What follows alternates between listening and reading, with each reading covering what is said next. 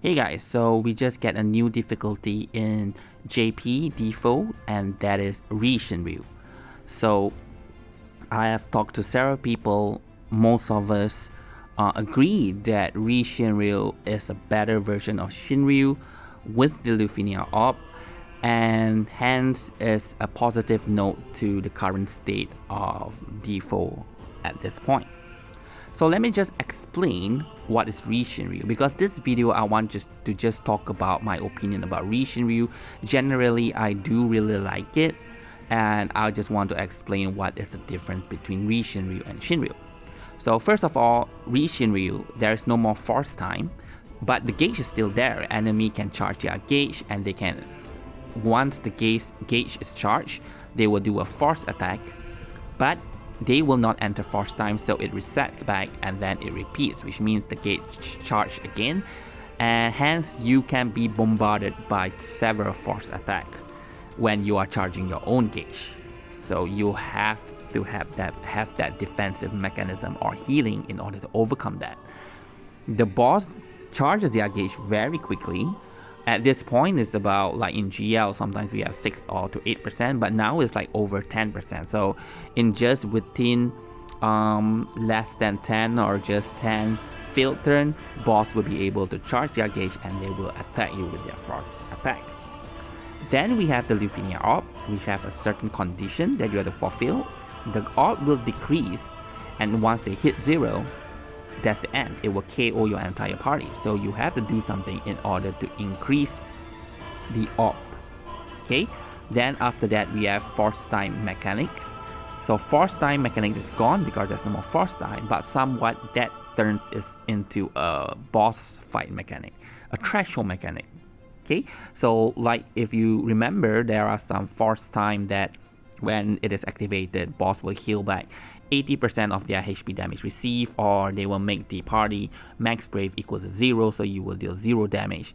So this has somewhat turned into a threshold mechanic. So at a certain point, then boss will heal back the damage that they receive unless you have done something in order to cancel the aura. There are two specific challenges going on in RE-Shinryu right now. Actually, it's actually from Shin-Ryu. Now we are familiar with ticket mission, but in probably a month or two, then we will be introduced to Sparkle mission. So Sparkle mission means you have to bring 3 units with the same crystal and complete the fight in order to get sparkles. So pretty sure nobody wants to skip that sparkles. It's really a very good reward. So now we have 2 missions. The good thing is, if you are willing to do more than 1 Shin-Ryu, like to do 2 fights, then you don't have to do both of this mission together. You can split it up. But if you do not have the time, or you just want to flex, then you can build a team that one clear, you settle everything. Okay, so that is what RE-Shinryu is. But before we talk about the differences, let us revisit that Shin-Ryu and what is the things that I usually go to, or basically what I think about when I want to form a party for a Shin-Ryu fight, as well as how I actually execute a Shin-Ryu fight. So for Shin-Ryu, team building, usually we want to have a DPS unit like Aranya, Astos, and then you need an aura bot, because you do need that support aura in order to make sure everybody cap. But actually at this point, with everyone getting a new BT, if you have a party with 3 BT, sometimes you don't even need an aura bot. If you just bring 3 DPS unit, as long as all of them have BT, then you can still do cap damage. So which is actually becoming rather mindless to build a team for Shin-Ryu fight. Anyway, usually 1 DPS and 1 aura bot. The main thing I think about when I form the team is, do I have fast charging? Okay, because I do not want to spend time taking so many turns just to charge the gauge, and when the enemy charges their gauge with their force time, they will be doing something crazy. So I usually do not want to do that, so I usually bring a fast charging character and outcharge the enemy. Then I think about who will be the main FR user. So if their FR is generic or not. If it's not generic, like they need melee condition, then I will try to build a team that is fully featuring melee units, or if they have generic FR like Ponello, then I can just slot in anyone.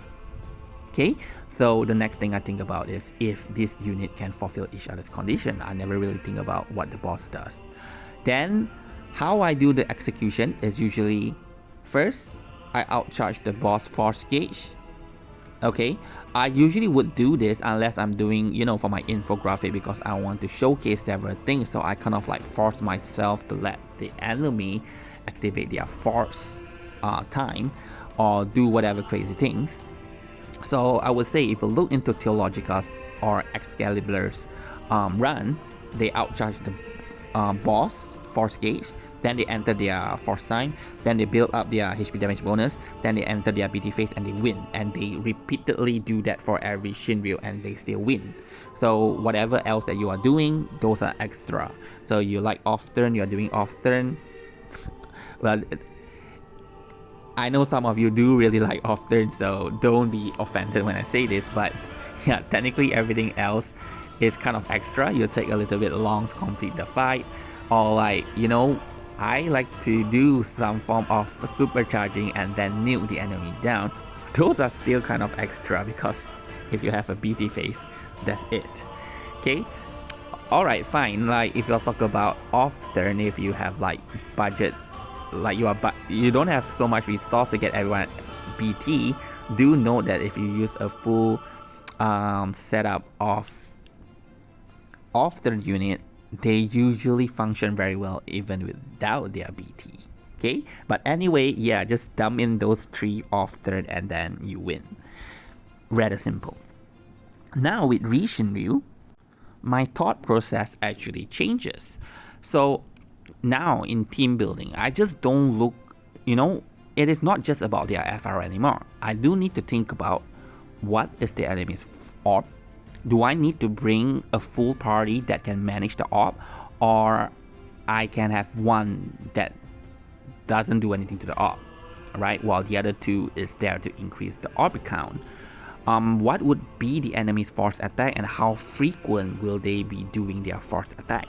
So I do need some form of defense.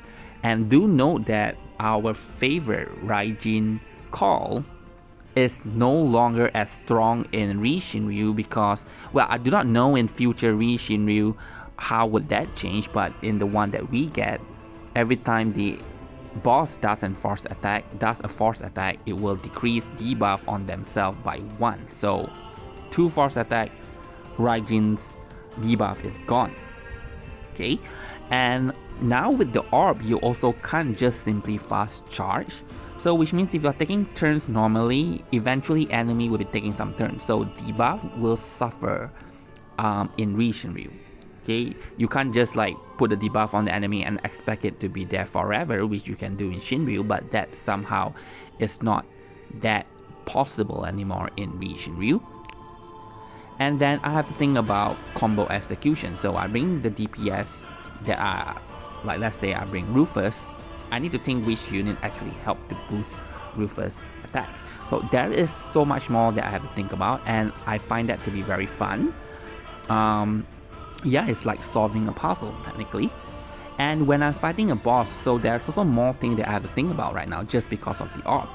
Like, should I enter a BT phase early, like Rufus BT phase, because I somehow bring Ursula and Rosa. Rosa is ranged, but she is also partially magic, and Ursula is melee, so they can't really manage the orb as well as Rufus. So like, do I want to enter Rufus BT phase early so I can increase the orb and then I can continue to charge my gauge in peace? Or should I use my BT phase later and blast the boss down? Or summon, or can I use summon to increase the gauge as well? Or I want to use summon as a damage at the end. So this somewhat matters more rather than in Shin-Ryu. Sometimes in Shin-Ryu I don't even use BT phase. Sometimes in Shin-Ryu I don't even use summon. Yeah. So now it makes more sense in the reason why I want to use them and when I should be using them. Okay. Then there is also the threshold. So during the threshold, especially for this RE-Shinryu fight that we just gotten, the enemy gets some form of healing, as I mentioned.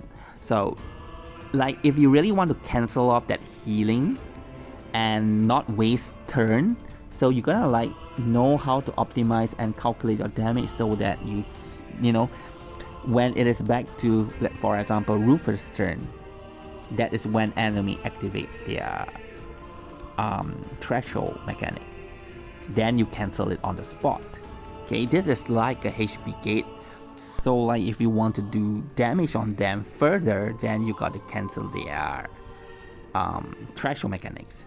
So yeah, so overall I did think a little bit more on how I want to execute the fight, and depending on how I want to change it, like if you notice in the end I did 3 different runs for this RE-Shinryu featuring Rufus, and all of them somewhat the execution is different.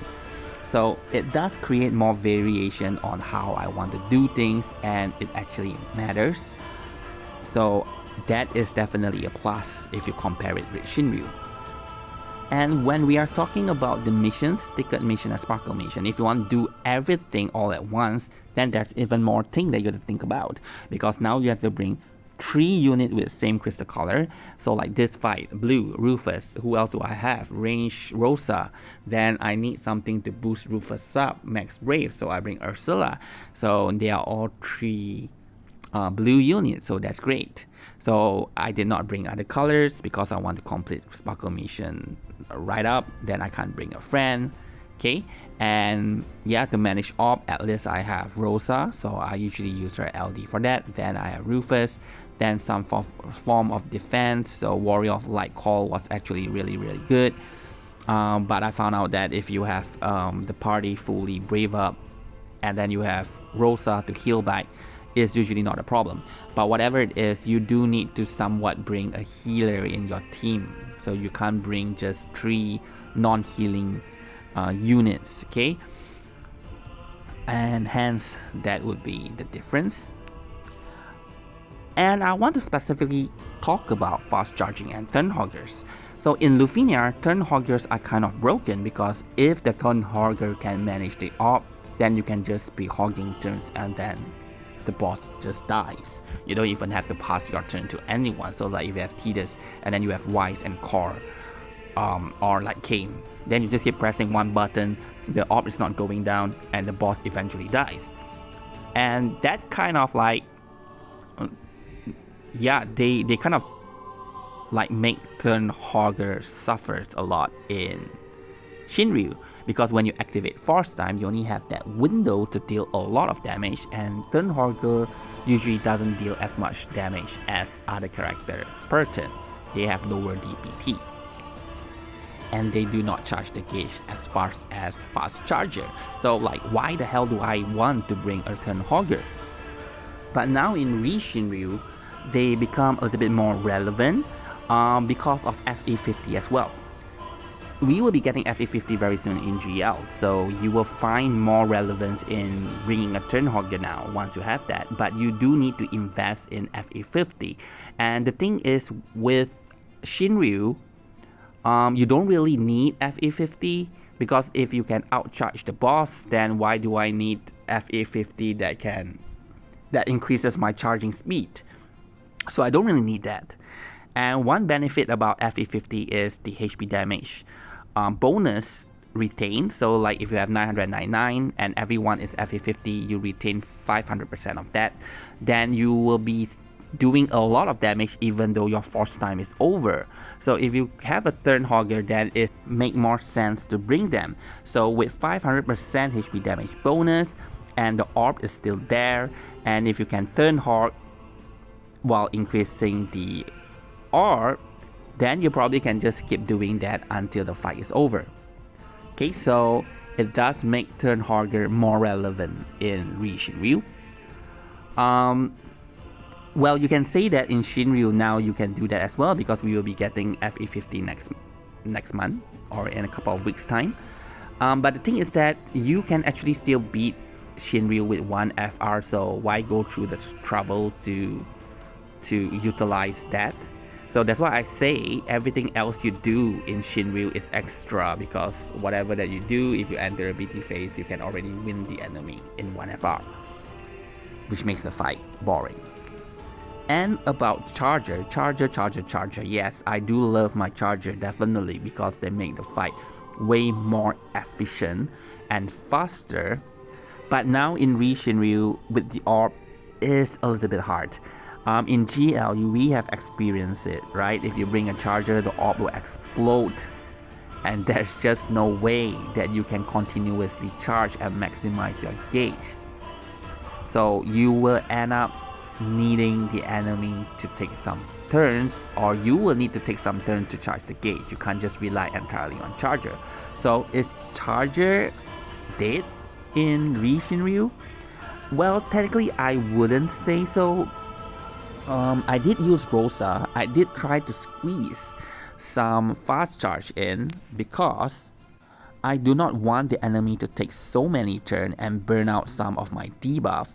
So I press a little bit more some of the fast charge skill as far as the orb do not explode, to quickly get my gauge out so I can enter force time as soon as possible and enter summon or BT phase. So just the enemy will not take that many turns and burn out all of my debuff. So that is still something, but now it's more like, you know, you have to use it sparingly. You have to like plan, like when can I press that button, and if I press it, how many times can I press it. So it's not just like mindless pray and then gauge charge and then next, right? So it's no longer that way, which is really something much better than what we have now in Shinryu. So overall, does RE-Shinryu solve all of the problem of DFFOO? Well, maybe not. There is still some crazy combos that you can still execute. There are a few things that I did not like, honestly, with what we already have in past several months when we talk about DFFOO is bronze carry.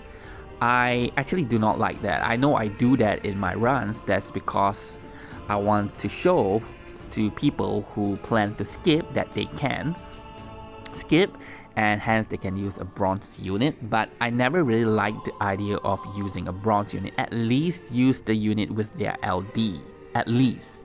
Okay, we have 160 over characters, so the beauty of the game is having so many of this option and putting them together to synergize them and to execute some good combos. So why just throw that bronze if we are playing just for the sake of clearing easy content in Shinryu at this moment? Then what's the point? So I never actually liked bronze carry runs. Then solo runs as well. Same thing, we have 160 over character. Why the hell are we doing solo? Like, why are we even pulling them? Yeah, so that kind of change in RE-Shinryu, like due to the orb and things like that, you probably won't want to do a solo run. And you can't just bring Ruby Kante for every single fight. You can't just bring Kelger for every single fight. You, like this run, you need a range attack and they are just not ranged, so you can't. Hence, with the presence of the orb, it does promote more team building, I would say, that features different unit, because the orb does dictate what kind of unit that you should bring. And based on the first RE-Shinryu that we get, it wasn't to the extent that it becomes so restrictive that it is entirely based on their rule. Like, we still have options how to do the fight, how to run the fight, right? So overall, I definitely like the change, and I would like to hear from you guys if you do like it or not. So please do comment on the section, on the comment section below. If you like it, tell me why. If you don't like it, do tell me why. I really do want to know. And yeah, so I hope DFFOO now is in a better state and the game will grow more. And definitely I want GL to quickly catch up to JP and then merge together. Okay.